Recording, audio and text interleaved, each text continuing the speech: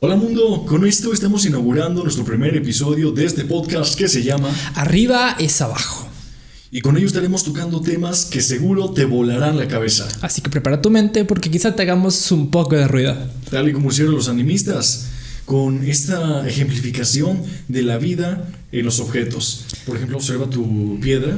¿Me creerías si ellos dicen, o más bien esta teoría dice, que en esa piedra hay vida, hay conciencia? Ok, eso me recuerda un poco lo de las energías que supuestamente hay en todo el mundo y cualquier objeto tiene cierta energía o cierto poder. ¿Como cuáles? Como por ejemplo el cuarzo o esto. Sí, es muy famoso el cuarzo. El ¿no? cuarzo es de los más famositos, también como la ágata, ¿cómo se llama? La amatista, la obsidiana. Y hablando de este tipo de piedras, o más bien retomando un poco el animismo en su naturaleza, ¿tú crees acaso que el alma puede regresar a su naturaleza? Es decir, puede reivindicarse, puede renacer, pero ahora en objetos o en aspectos de la naturaleza viviente. Para empezar hay que ver como qué es el alma, porque hay varios conceptos que se tienen, incluso el origen de la psicología era como el estudio del alma en un inicio, pero después se creó como el estudio de la mente, pero se dejó de lado lo que era como el inicio, como qué es el alma. O sea, es una energía, es una fuente, es la fuente de nuestra vida, la conciencia, la razón. ¿Qué sería? Pues de hecho, de acuerdo a Aristóteles, mencionaba que el alma, o más bien dividía al alma del cuerpo. El cuerpo era la forma física, el alma pues como que la forma, ¿no? En este caso está bastante complejo porque a pesar de que Aristóteles no era como que animista o no era seguidor precisamente de esta idea abstracta de que reencarnaban en objetos o que incluso las mismas piedras, los ríos, los árboles tenían como que una propia conciencia, pues lo he determinado de una manera. De hecho lo categorizaba en tres, que era la vegetativa, la racional y también la sensitiva. De hecho lo único aquí que sí comunicaba Aristóteles es que la sensitiva estaba relacionada con los animales. Ok, ¿y qué hay de las plantas y todo eso? Los árboles básicamente son lo que más conocido que tiene como un alma, ya que se le dice que si a tu plantita le hablas bonito, le pones música o la tratas bien o la tratas con cariño, va a crecer más bonita o va a crecer más rápido. De hecho, creo que lo podríamos relacionar con el alma vegetativa, donde habla de la nutrición y de estos aspectos de crecimiento, pero que únicamente se daban en en la vegetación, en las plantas y en la flora. Ok.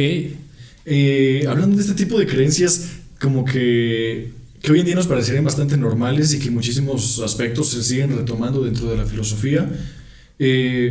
¿Recuerdas que muchísimos de los dioses están inspirados justamente en ámbitos de la naturaleza, como lo que es el fuego, el aire, el viento, el agua? De hecho, de ahí vienen todas las culturas o las religiones que tenían dioses politeístas o que eran religiones politeístas. Lo politeísta básicamente es poli, muchos, teísta, dioses.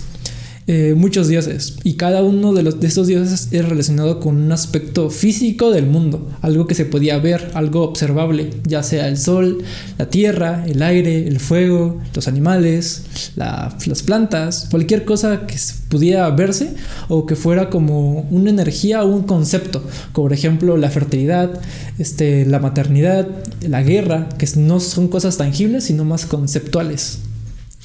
¿No te parece re extraño o tal vez sea una característica propia del ser humano que en casi todas las religiones habidas y probablemente por haber se le atribuyen este tipo de como de conceptos a la necesidad de creencia, pero pasado como que de lo primitivo, es decir, de creer precisamente en el fuego o en este tipo de aspectos, hasta llegar a algo como que más conceptualizado, que sería el dios de las religiones abrámicas? Pero podríamos retomar desde tal vez un ligero pasaje por los egipcios, como por ejemplo el dios Horus, que era el dios del sol. Ok, pues debemos iniciar desde el... Que no era Horus, era Ra. Exactamente, era el dios Ra. Ok, como puedes ver, no estoy tan relacionado con la cultura egipcia, pero lo que sí te puedo decir es como el origen de los dioses. O sea, no tanto que un dios en específico, sino de por qué surge la idea de un dios. O sea, de varios dioses, de tener como un regente. Más que nada era como la idea de tener una explicación del mundo. O sea, no puedes explicar algo, relacionas un dios, o lo creas básicamente. o quieres darle como importancia a algo que tú tienes o algo que puedes ver o algo que realmente necesitas, que tengas una confianza plena en esa cosa o en algo, básicamente necesitas un dios para tener como esa certeza de algo. Por ejemplo, los dioses de la guerra, los dioses del amor, el más conocido Eros, obviamente, o Cupido, como le pueden decir. Son como conceptos que realmente necesitaban tenerlos en la humanidad para como creer en ellos. Es curioso que lo menciones porque la corriente de filosofía existencialista habla de que a veces es más fácil poder o creer en un Dios para poder deslindarnos de toda esta responsabilidad de responder a la pregunta de dónde venimos, a dónde vamos o qué es lo que somos. A veces es más fácil responsabilizar a, no sé, a cualquier Dios, por ejemplo, Jehová, de decir, este Dios ya nos muestra en el Génesis cuál es el origen de la humanidad, Adán y Eva, Dios nos creó en 7 días, en el 7º día y todo este rollo. No, en el 6º día, no. En el 6º día. No, en el 7º descansando. No me acuerdo. Creo que en el 6º hizo otras cosas. Bueno, el caso es que esta larga y ardua jornada laboral de 7 días hizo a los humanos básicamente en una de ellas. Después de que se hizo la luz, creó a las plantas, el humano se sentía muy solo, le extrajo la costilla a una mujer y todo esto, ¿no? Pero de esa manera el ser humano ya responde a esta situación, a esta gran incógnita de dónde viene, cuál es su origen, y a veces es más fácil deslindarse de eso que estarse quebrando la cabeza constantemente con estas ideas tan existencialistas, aunque al mismo tiempo como que repudia un poco esta idea del ser humano, porque básicamente es como no afrontar a su propio yo y pues quitarse toda responsabilidad de encima. Pero además de tener quitarse la responsabilidad, también genera responsabilidad. Porque, por ejemplo, en los dioses monoteístas, como dices, dioses abrámicos, el dios abrámico es como no está en este mundo, no le tenemos importancia a este mundo. Básicamente tenemos que responderle a algo que no está alrededor de nosotros. Dicen que es omnipotente y omnisciente, omnipresente, pero no lo podemos ver. Cosa que los dioses politeístas sí podían hacer. Y como lo podían hacer, podían ver, por ejemplo, la naturaleza, podían ver los árboles, las plantas, las flores, pues lo respetaban y vivían en armonía con ello. De hecho, hablando de cosas que en la naturaleza se pueden apreciar, ¿qué tan relacionado estás con esto de los dioses prehispánicos? De las diferentes culturas, por ejemplo la azteca, la mexica, hablando de los principales dioses y que de hecho estaban relacionados con los puntos cardinales, ¿no? Sí, de hecho hay unos dioses, por ejemplo, los dioses considerados de los puntos cardinales, que es Tezcatlipoca, del dios del norte, Huitzilopochtli, dios del sur, es Xipetotec, dios del este, que realmente nunca lo había escuchado hasta que empecé a investigar más en esto, y el Quetzalcóatl, de los más conocidos, el más famoso a nivel global incluso, que es el dios dios del oeste. Sí, que era la serpiente emplumada y de hecho el más representativo, ¿no? Sí, de hecho los mexicanos eran como...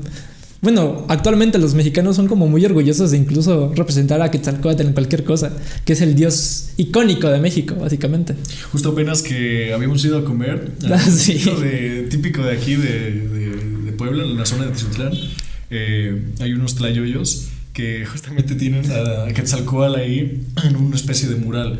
Está bastante curioso porque sí le da como presencia, ¿no? También tienen, me parece que a Huitzilopochtli, dios de la guerra, pero se ve bastante impresionante. Pero como que sí lo están agarrando ya para todo. Sí.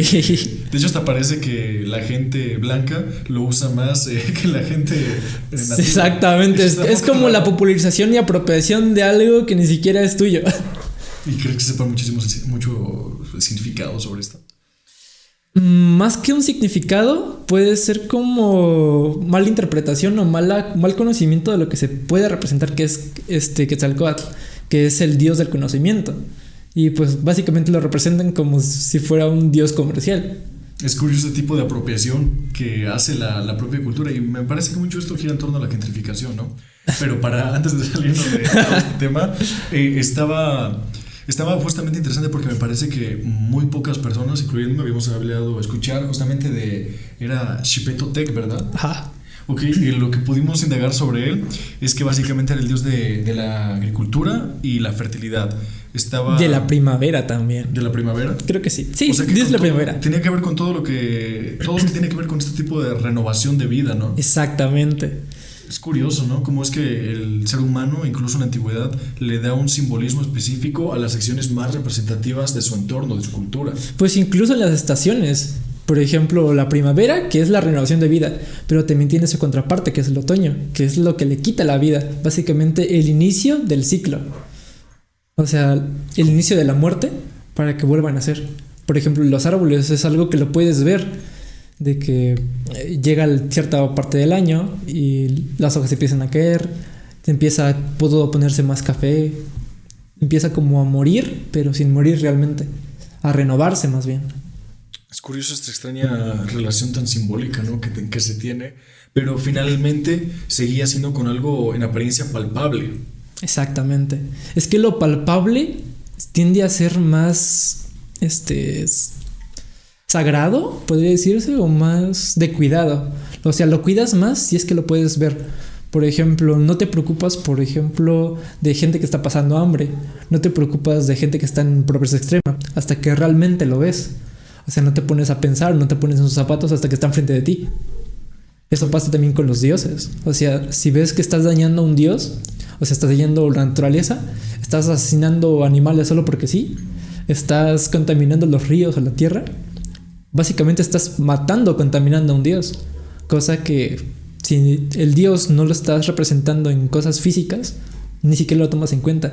Y básicamente dejas de ver a tu entorno como un sujeto y lo mantienes como un objeto. Y si es un objeto, ¿qué cuidado vas a tener hacia algo que no tiene alma, que no tiene sentimientos, que no tiene una conciencia? Wow. Y decías que no te gusta la filosofía. Más que nada, no estoy tan adentrado en la filosofía, pero los pensamientos aún así son como muy globales. Y quieras o no, estás relacionado con ello. Y te involucras en ello aunque ni siquiera te des cuenta. Es que es como si tuviésemos un aspecto más materialista en lugar de naturalista. Exactamente. Aunque me surge una pregunta que estoy seguro vas a poder responder. Uy, a ver. Para ti, ¿qué es más de mayor valor? Obvite el más. ¿Qué es de mayor valor? ¿Un espejo o un lingote de oro? Es que entras en dos tipos de valor.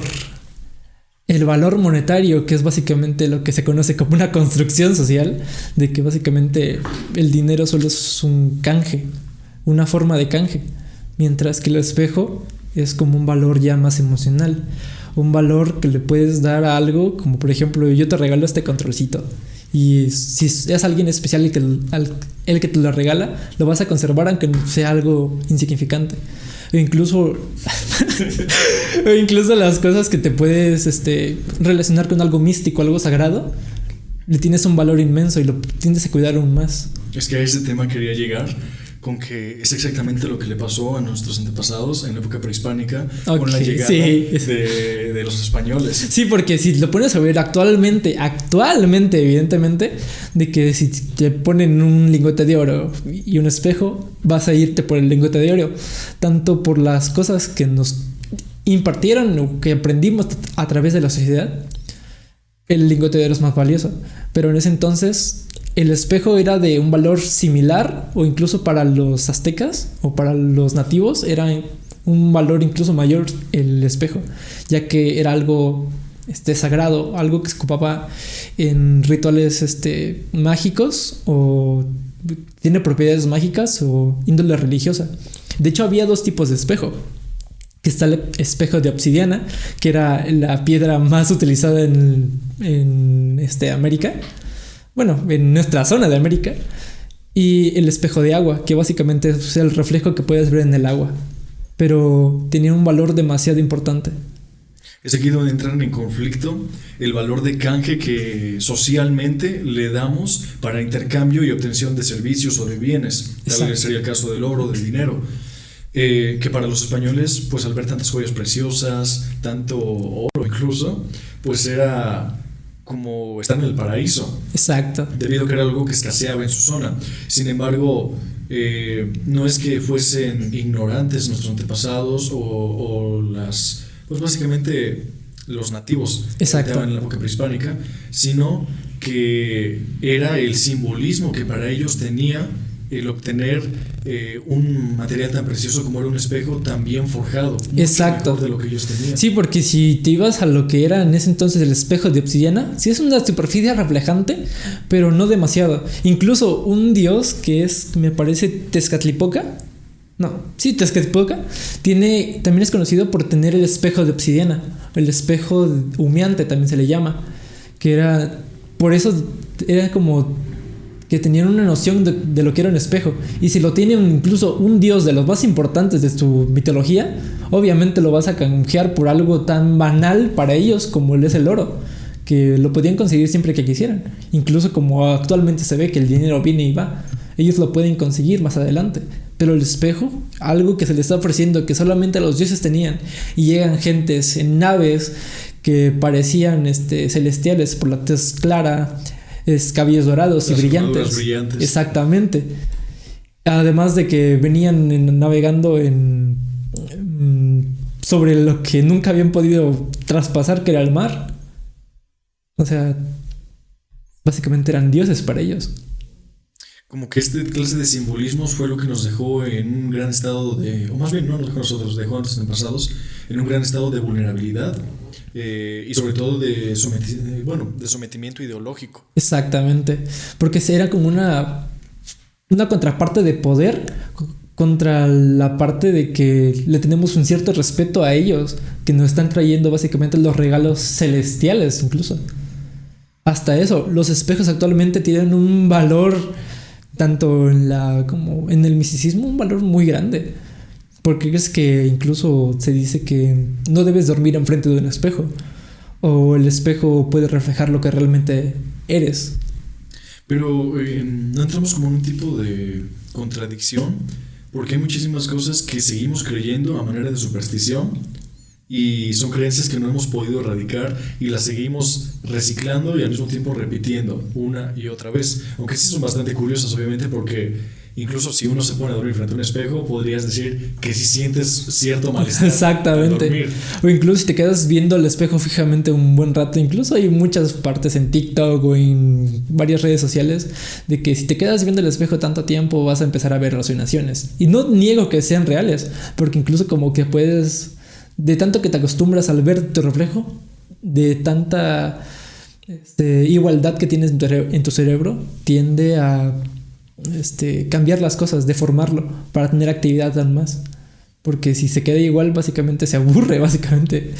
De hecho, eso es como un tipo de hipnosis, y no me refiero a la tradicional hipnosis de que te manejen con un reloj o que te quedes dormido y entras en un trance. De hecho, incluso estar viendo la televisión durante, no sé, 5 o 10 minutos que te quedas fijamente enfocado en un programa, enganchado en algo, ya es un tipo de hipnosis. Exactamente. En psicología, de hecho, se conoce, y uno de los famosos pues es Erickson, justamente, que maneja este tipo de hipnosis tan como que sugestivas. Sería eso. Ok, sugestivo. Hablando de hipnosis, ¿tú manejas? Sí. Ok. Y muchas personas, seguramente la han experimentado, y tal vez tú también, de que cuando van en una recta extremadamente larga, se quedan como paralizados y no sienten un cambio cuando hay un carro enfrente o cuando pasa un carro al lado. Simplemente ven la recta y siguen normal, se quedan estáticos, porque no tienen más, no sé, se acostumbran tanto a verle el mismo paisaje que ignoran todo lo demás. Eso es un tipo de hipnosis y es de las más recurrentes en accidentes automovilísticos. De hecho, es cierto, incluso en algunas ocasiones, esto incluso me ha pasado ya como conductor, entras en una especie de trance. Exactamente. Cuando estás muy distraído, muy cansado, estás, no sé, mucho estrés, entras como en un modo automático donde empiezas a hacer los cambios en automático. De la nada, no sé, estabas fuera de tu casa saliendo, y cuando te das cuenta ya estás a mitad de camino o ya casi llegando a tu destino y no sabes cómo es que llegaste del todo ahí, aunque sabes que estabas manejando, pero no sabes cómo hiciste los movimientos, como que tu mente experimenta una especie de lagunas mentales. Algo así como un somnambulismo consciente. Sería algo como eso, y es extraño. Pero a lo que quería hacer conexión era con esto del espejo, de quedarse viendo tanto tiempo en el espejo.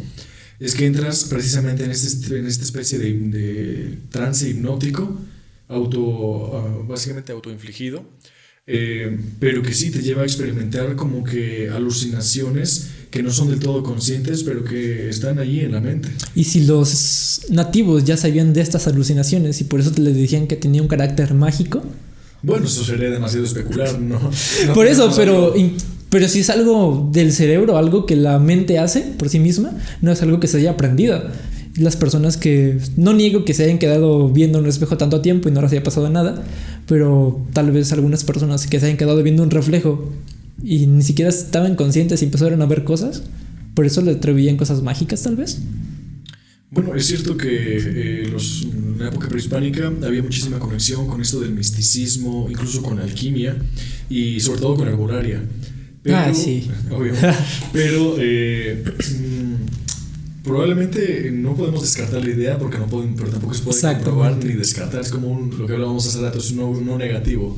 Exacto, que no puedes desmentir algo que no sabes. Exactamente, pero pues lo podemos dejar como una especulación, aunque no es algo certero, pero sí sería algo muy interesante de poder ver que podría ser un simbolismo, aunque lo más lógico podría ser que se le atribuye realmente a sus dioses y pues a esta creación espiritual o esta conexión espiritual que tenían con los símbolos que representaban a sus dioses. Además, ahora que recuerdo, ¿cuál fue la primera parte que dijiste de lo que los objetos tienen alma? Recuérdame el nombre. Animismo. ¿Qué tal si el animismo también entra dentro de esta parte de la obsidiana, que eran las piedras como más sagradas en ese entonces, o como más se ocupaban, incluso en las armas? Era súper versátil. ¿Qué tal si tenían como esa idea de que incluso esta piedra tiene como una cierta energía o cierta alma? Y por eso como que tenían también cierta, no sé, relación sagrada con esto. De hecho, ¿cómo se llamaban? Bueno, obviamente dentro del azteco mexica existían guerreros como los guerreros jaguar, los guerreros águila. Ok. Pero ¿cómo se llamaban estas armas que eran bastante usuales? Esta arma de la que sueles hablar bastante. Ok, el macahuil. Ok, ¿y qué es lo que contenía justamente esta piedra? Eran como pedacitos de obsidiana que estaban pegados como con dos maderas. Era como una espada tipo sierra. Y que más que una espada era como un mazo. Un mazo que cortaba. Porque no te golpeaban como tal con la piedra, sino con la madera. Y lo que hacía daño realmente no era el golpe, sino cómo lo jalabas, cómo desgarrabas la piel incluso. Bastante gráfico. Ok, pero incluso muchas de estas piedras tenían como un carácter. Bueno, actualmente en la cultura más mística tienen como unas propiedades ciertas piedras. Por ejemplo, la obsidiana tiende a ser como de que te quita los miedos o te aclara la mente, te hace como más valiente. ¿Qué tal si incluso tenían cierta parte de razón actualmente? Y estas piedras le daban a los guerreros incluso como no poderes, sino como una claridad o un estado mental, no sé, más en conjunción con esa piedra. Porque es bien sabido que los guerreros aztecas o mexicas, toltecas, tlaxcaltecas, en especial los tlaxcaltecas, por algo que te voy a decir ahorita, eran conocidos como muy feroces, eran guerreros extremadamente hábiles. Como tú decías, que tenían incluso relación con algunos animales sagrados para ellos. Ah, sí, justamente como lo era de los guerreros mexicas. Era el guerrero águila, el guerrero jaguar. Por ejemplo, el águila representaba... eran guerreros de élite para empezar, ambos. Ok. Y el guerrero águila representaba esta conexión y representación del sol. Además de que eran sinónimos del día y la valentía. Ok. Y por otro lado, el jaguar era esta representación de la conexión entre la tierra y la noche. Ambos eran sinónimos de valentía, pero sobre todo era como que el jaguar era como que de más agresividad. Y tenía esta conexión con el dios de la guerra, Huitzilopochtli, Hoy, como en día, como cuando te encomiendas a un santo, Sí. entonces se encomendaban directamente a Huitzilopochtli y era la mayor representación. Ok, y ahora que me lo dices, ¿qué acaso?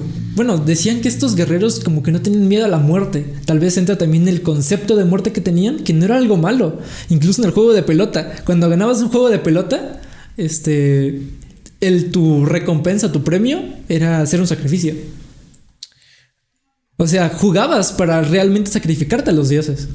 Los juegos de pelota eran básicamente un sacrificio voluntario y te esmerabas realmente. Te querías hacer bueno para complacer a tus dioses. ¿Qué opinas acerca de este tipo de aspectos? De hecho, incluso se ha tratado hoy de desmitificar. Sí, se dice desmitificar. Ok. Espero.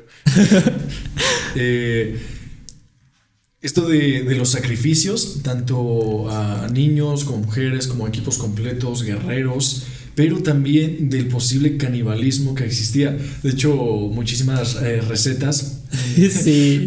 incluyen canibalismo. Tal es el caso del pozole. El pozole o el zacahuil en la zona ya más de la Huasteca veracruzana. Es un platillo súper rico, realmente si no lo has probado te pierdes de mucho. No has vivido. No, pero que es como un tamal gigante. Sí, básicamente. Está muy raro, pero básicamente la historia de origen del zacahuil también involucra esa parte de carne humana. Igual que el pozole. Exacto. Pero eso más que nada es como también como alimentar a tu mismo pueblo o ser como un sacrificio a tus dioses. ¿Sí has visto esta parte de... ¿Has visto los pingüinos de Madagascar o Madagascar en sí? ¿Sí has visto la parte del rey Julien que te ofrezco este sacrificio? Sí, No, gracias, ya comí. No, en serio, insisto, toma el sacrificio. sí. Pues esa parte, o sea, como de dar un sacrificio a los dioses tanto para que estés bien contigo mismo, o sea, quería hacer un sacrificio y también para agradar a los dioses, tanto para pedir algo o simplemente por mero gusto. Estaba muy raro. Aparte de que la idea de muerte no era algo malo. O sea, ahorita tenemos la idea de muerte como algo temible. Incluso tenemos muchas personas miedo a la muerte, que no lo tenemos en cuenta hasta que estamos ya de cara a cara con la muerte. Pero en ese entonces la muerte pues, era algo normal. Incluso los guerreros estaban queriendo incluso morir en batalla, no morir de otra forma. Querían ser sacrificados para sus dioses. Querían ser de utilidad para su pueblo. De hecho, ya que estamos en ese tema y en temporada encima. Ay, ok. Bueno, primero quiero retomar eso de qué pensaban de la muerte. Ya estaríamos haciendo referencia al Mictlán. Sí. Que en realidad no todos iban al Mictlán, sino solo aquellos que morían ahogados o que morían en batalla, o aquellos que eran sacrificados, aquellos guerreros precisamente que eran sacrificados. Y me parece que el dios sí era Mitlantecutli. Ajá. Sí, era Mitlantecutli, el dios que gobernaba esto, era el señor de la muerte, y pues básicamente aquel con el que llegaban pues todas estas almas, que básicamente Mictlán significa lugar de los muertos. Sí, y de hecho hay una parte interesante que no sé si sabías que uno de los perros tradicionales característicos de México es el Xoloitzcuintle. De hecho por aquí tenemos aquí un pequeño silbatito, obviamente pues perdió las piernas, pero pobrecito. Pero es justamente un silbatito bastante curioso. Tú eres el que más o menos lo sabe como qué tocar. Ay, pues solo le aprietas un hoyito y ya. ¿Cómo era? Y hasta suena. Pero este suena despacio. Hay otros que eran demasiado fuertes. Realmente que si lo toco aquí te aturdes horrible. Pero sí, estos perritos eran como... Aparte de que eran comidos... Sí. O se utilizaban para la gastronomía típica de ese lugar. Y para viajes largos. Exactamente.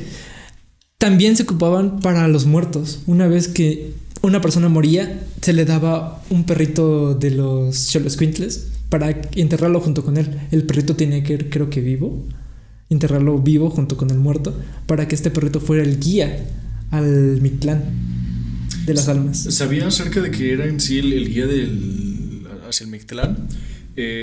Pero recientemente estaba hablando con una persona religiosa, prioridad de religiones abrámicas, Ajá. donde decía que en sus como que en estipulados no oficiales Ajá. hacen alusión a que debe ser bueno con los animales, especialmente con los perros, porque ellos son quienes te van a guiar para atravesar un río y evitar caer en el limbo. Aunque obviamente te va en el limbo, supuestamente porque no te arrepientes de todo y tienes todavía pecados cargando contigo. No te bautizaste y siempre fuiste una buena persona. No te bautizaste, exactamente. Solamente yo me hubiera limpo.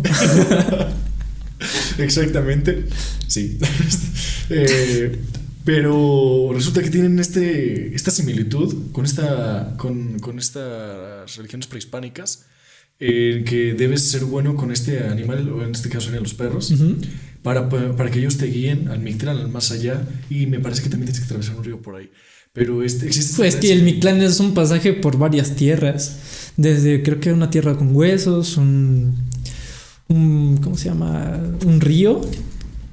Realmente no estoy tan familiarizado. Escuché las historias algunas veces, pero como no estaba tan metido todavía en esta parte de conocimiento, realmente no le presté mucha atención. Y la verdad me arrepiento de eso, porque es una historia bastante curiosa. Porque a partir de esta historia del Mictlán, o el viaje al Mictlán, te creas como una idea de lo que tienes que hacer en vida, o sea, una guía de lo que puedes hacer en vida y lo que no puedes hacer, tal como en los 10 mandamientos de las religiones abrámicas, que te dicen lo que tienes que hacer o lo que no tienes que hacer, y si lo haces tal cual te decimos, vas al cielo o al infierno. De hecho, saliendo de las ideologías tal cual, en sistemas políticos y sociales, la religión, ante no querer ser gobernada por un rey, y es lo que le hizo tener muchísimo poder, fue establecer estos mandamientos y decir y dictárselos por completo a la gente, especialmente pues en estas épocas medievales, donde la iglesia ya tenía mucho poder. De hecho, el oscurantismo tuvo muchísimo poder, pero tuvo poder gracias a que anteriormente ellos dijeron: nosotros no necesitamos que un gobierno o un reinado nos rija, nosotros podemos autogestionarnos y autogestionar a nuestra gente.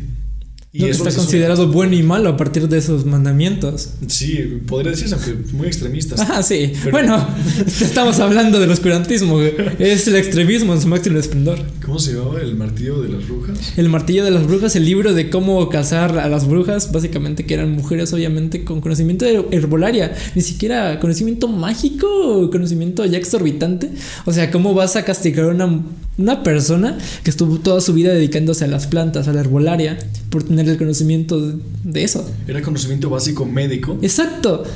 ¿Y por qué es que hubo tanta regresión, tanto en medicina, descubrimientos, avances no tecnológicos, pero bueno, tecnológicos para su época?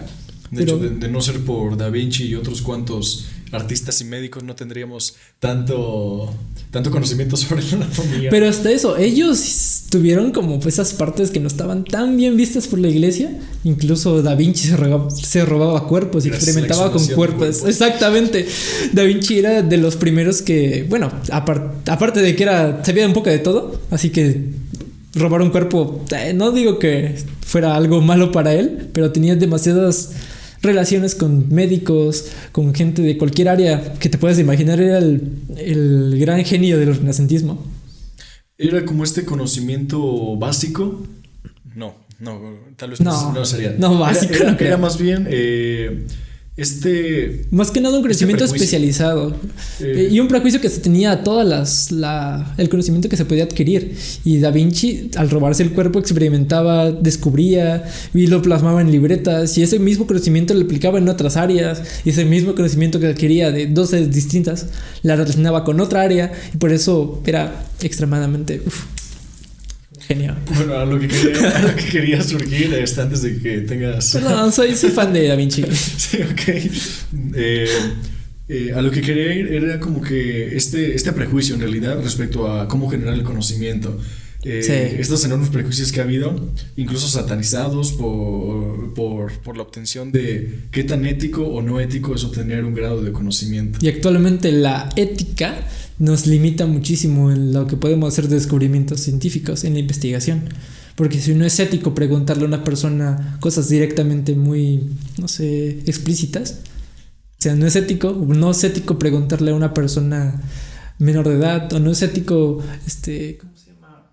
Usar el conocimiento de otra persona sin siquiera citarlo. Puedes tener las herramientas mentales para hacer un nuevo descubrimiento, pero si no estás éticamente avalado por la sociedad, no es tomado en cuenta.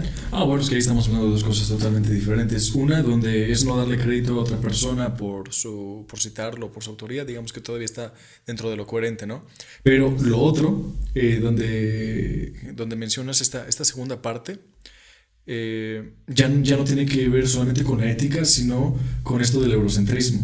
Okay. Esta parte donde solamente instituciones que usualmente son de índole blanca, y que son aquellos que crearon y generaron el conocimiento principalmente de carácter eurocentrista, repito, son aquellos que avalan el conocimiento científico generado. Si ellos no lo aprueban, no puede ser, no es real. Es decir, si tú no usas su método, no es avalado, ni siquiera es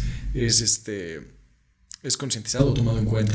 Okay. Pero lo otro que mencionabas, este tipo de normas éticas surgen precisamente por lo que sucedió en el Holocausto y en la Segunda Guerra Mundial, donde sí eran cosas muy extremas, que obviamente sí tenemos, gracias a estas atrocidades, investigación médica y científica, es que se obtuvieron muchísimos conocimientos respecto a la medicina y a la anatomía del cuerpo humano. Es que siempre que hay una catástrofe, aparte de las personas que hacen investigación desde la parte muy fuera de lo ético, y tienen una repercusión también aceptable actualmente, no en su época obviamente, porque no es bueno básicamente llevar a gente a los hornos, sí. O experimentar con judíos, básicamente congelarlos y hervirlos hasta que revivan. Eran como que a veces pruebas un tanto ilógicas, ¿no? Demasiado, o sea, era llevar al extremo. Como que había un poco de sadismo y también de curiosidad por todo eso, ¿no? Exactamente. Pero si hacemos la comparación con lo que hoy en día sería ético, ya haciendo alusión a este tipo de preguntas, tal vez, con estas cosas que surgen drásticamente con la perspectiva de género, con la perspectiva individual, incluso con querer tener la razón sin antes haberse informado, y este tipo de cosas que te llevan a cosas muy extremistas, pues sí sería ya como de cuestionarse el rumbo de la humanidad y el rumbo del pensamiento. Pues incluso ahorita que retomando lo del oscurantismo, si el conocimiento que estabas haciendo no era inspirado por Dios, era totalmente licenciado. Así que las personas que tenían esa parte de querer investigar, querer generar conocimiento, tenían que adaptar todo su conocimiento, toda su investigación, a que estuviera relacionado con Dios. Si no está relacionado con Dios de una forma aceptable para la iglesia, no nos sirve. Y incluso ya muerte ya. Exactamente. Y eso no era único de los factores, o más bien no era el único de los factores que generaban muerte muchísimas veces, porque a veces las mujeres, por ejemplo, no querían tener relaciones sexuales con alguno de los involucrados en el área de las religiones, sí. Alguno de estas personas que tenían poder, o incluso aquellos que no tenían tanto poder pero que eran parte de la población y comenzaban a difundir el rumor de que esa persona era bruja y todo lo demás. Entonces llevaban a que la quemaran o que la mataran de maneras bastante sanguinarias. Exacto, y ahí te regreso con lo que te dije hace rato, de cómo verificas un negativo, o sea, cómo verificas una negación. O sea, te digo, yo no soy un brujo, ¿cómo me lo verificas? No hay forma. Bueno, ellos decían que se iba a forma, si sobrevives, brujo. Sí, pero una forma lógica, te estoy diciendo. O sea, yo puedo volar. Bueno, yo no puedo volar. Es un negativo. Te aventamos del segundo piso para comprobar. Y si no lo hago, pues ya, morí. Ponemos un colchón. Bueno, hoy en día ya hay maneras más lógicas. Sí, pero en ese entonces te decías, no eras bruja y es una mentirosa o quieres seducir el oído de las personas. Por el demonio. Exactamente. Que de hecho me gustaría retomar este tipo de cosas, como de hablar del demonio y ese tipo de aspectos, los orígenes etimológicos. Pero es algo muy extenso, es como para otro episodio. Pero por ahora, ya que retomamos esta parte de la muerte, me gustaría como que estar cerrando esta parte que se quedó inconclusa acerca del Mictlán. Me causó mucho ruido. Yo tampoco lo había como que investigado del todo, había escuchado partes igual, me quedé como que hasta el río, y resulta que es la primera parte. De hecho, resulta que esto del primer nivel, donde eres guiado por un Xoloscuintle, más bien, es Xoloscuintle. Se llama Izcuintlán. Y que además está relacionado con el nombre, Ok. ¿no? Que es la parte del primer nivel donde las almas se encontraban en el río para poder llegar a esta parte guiadas por el Xoloitzcuintle. Ok. El siguiente era el Tlalocán, que básicamente está asociado con el dios Tlaloc y los que morían Tlaloc. ahogados. Perdón, sí, Tlaloc, el acento. Tlaloc, y era para las personas que morían ahogados o por enfermedades relacionadas con el agua. De ahí tenemos uno que es bastante raro, que lo voy a decir como que por partes porque está muy extenso. Es Chichihuatecutli. Ahí básicamente eran las almas amamantadas por esta diosa que les ofrecía consuelo y alimento por todo el hambre que llevaban ya de la travesía. El siguiente nivel, que ya es el cuarto, porque de hecho debo decir que son 8 niveles para llegar al Mictlán. El noveno nivel era el Mictlán.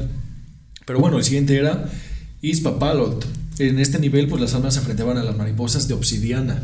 Que otra vez debe ser obsidiana. Demasiadas representaciones de obsidiana en su cultura, ¿no crees? De hecho, es bastante curioso. El espejo, los dioses, las armas, el inframundo. Como si todo girara en torno a la obsidiana y no precisamente a los materiales más preciosos. Exactamente, porque tiene una carga, no sé, espiritual, objetos mágicos. Sí, obviamente por su cultura y por la manera en que históricamente ellos se desarrollaron. Sí. El siguiente nivel, de hecho, era ya Cuamecac, un lugar lleno de serpientes y escorpiones donde las almas debían ser muy cuidadosas para no ser picadas. Pero es raro como si en este sentido también le atribuyeran algo ligeramente maligno. Obviamente sí, porque son peligrosas, ¿no? Ajá. Y apuesto que muchísima gente murió envenenada por una mordedura de estos. Pero como si en muchísimas religiones le atribuyeran algo maligno a las serpientes. Tanto la religión. Bueno, así que muchas religiones, incluso, no sé si te has puesto a investigar algo sobre los sueños.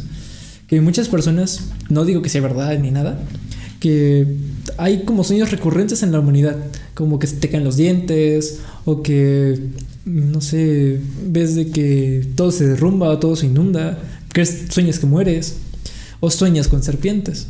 Supuestamente que sueñes con serpientes significa que es algo relacionado a la muerte, o que alguien va a morir, o que tú vas a morir. Como estos simbolismos generales de sueños recurrentes y que han tenido extrañas y muy certeras coincidencias, sí. ¿no? Es raro, pero se podría quedar en superstición, se podría quedar en creencia, se podría quedar en mera coincidencia. Es que las serpientes siempre ha habido como una, bueno, no sé, algún carácter negativo a las serpientes. Como una estigmatización, ¿no?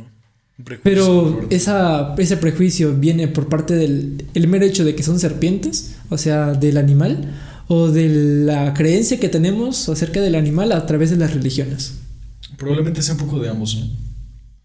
El origen de que son peligrosas, atacan a los humanos, y la otra de que se le atribuyó, aunque muchísimo tiene que ver errores de traducción. Exacto. Pero bueno. Ay, errores de traducción, como me encanta. Creo que justamente vamos a estar tocando esto de errores de traducción y de cómo se interpreta pues el idioma. Sí. Justamente en el siguiente episodio. Así que o tal vez otros dos, porque tenemos demasiados temas pendientes. Y como para ir terminando esto, los últimos niveles era Ocelot, donde aquí habitaban jaguares feroces que acechaban a los viajeros. Los ocelotes. Exactamente. De ahí era Tepetic, un lugar lleno de montañas afiladas que las almas debían escalar. El siguiente es Istepelt. En este nivel las almas se enfrentaban a cuchillas de obsidiana que las amenazaban. Era algo muy relacionado con el anterior, ¿no? Sí. Y finalmente ya llegaban al Mictlán, que era el reino de los muertos, gobernado por Mitlantecutli. Y Mictaquecihuatl era básicamente el dios de la muerte y la diosa de la muerte también. Ok. Pero eso es como que era el camino que los mexicas o los aztecas debían seguir para llegar al Mictlán. Una enorme travesía y bien definida al parecer, porque aquí fue como muy generalizado, pero está muy enfatizado todo. Sí, todo esto es demasiado explícito, básicamente.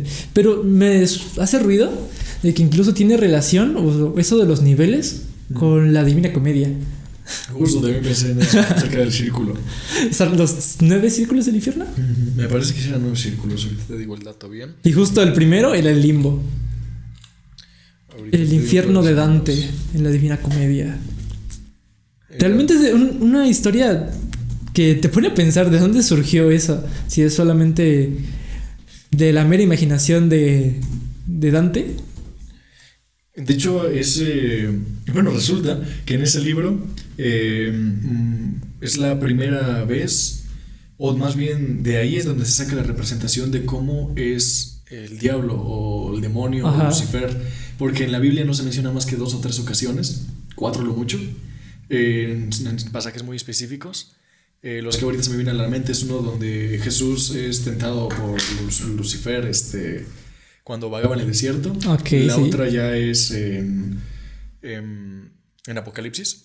Pero son los únicos que se me vienen a la mente ahorita. Debe haber más, un par más. Pero el caso es que no son muchos y nunca se habla específicamente de cómo es físicamente. Cómo es físicamente ya después de ser un ángel caído.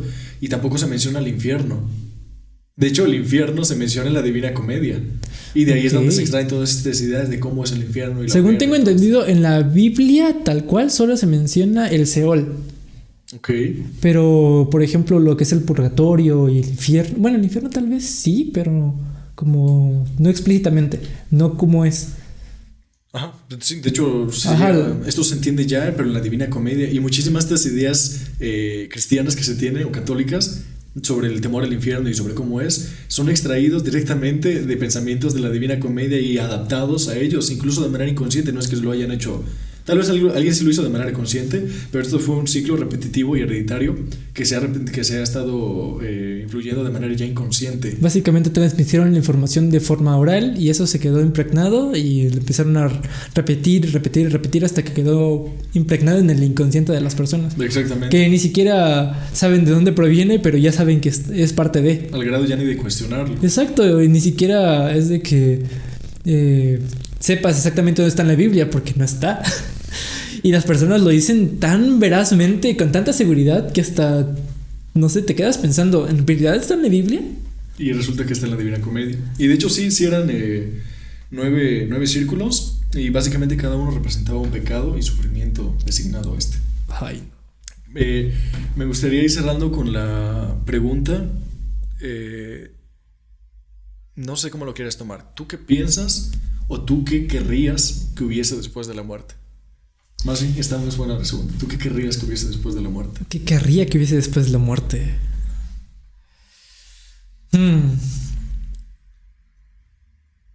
Es que decir que otra vida realmente da miedo, porque si hay otra vida también significa que hay otra muerte. Y si hay otra muerte, ¿qué hay después de esa otra vida? Y si esta es nuestra otra vida, nuestra otra oportunidad, ¿qué hay después de esta? Y también da miedo quedar en un vacío inexistente. O sea, no sé, es que la idea de muerte te deja demasiadas incógnitas. De que si hay algo, si no hay nada, si vuelves a renacer, si vuelves a vivir tu vida. Como lo decía Nietzsche, que tú eres re fan de Nietzsche. Así que... No fan, pero sí. Bueno, sí. Tú me entiendes. Pero si vuelves a repetir tu vida, si vives la vida de otra persona, si todo acaba y no hay nada más. O sea, todas las opciones dan miedo, a pesar de que puedes decir que quieres una u otra.